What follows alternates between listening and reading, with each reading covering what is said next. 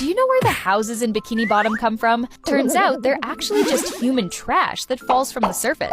Early one morning, a crowd of anchovies gathered outside SpongeBob's pineapple house. Even the local news showed up to cover it. Because today, SpongeBob was about to attempt something no sponge had ever done before, diving all the way up to the surface. SpongeBob had already covered himself in lard, picturing himself as a hero in everyone's eyes. He started with a little warm-up, lifting a 2-pound dumbbell.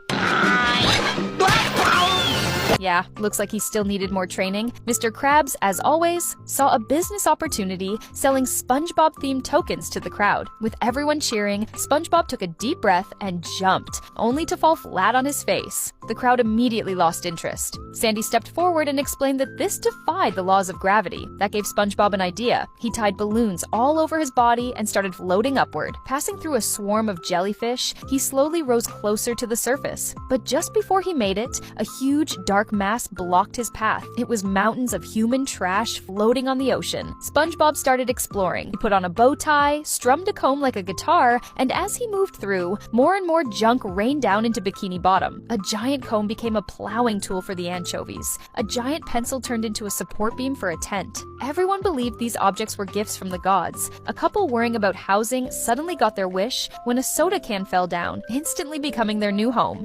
Whoa, look at that! Now there's room for my mother! Huh?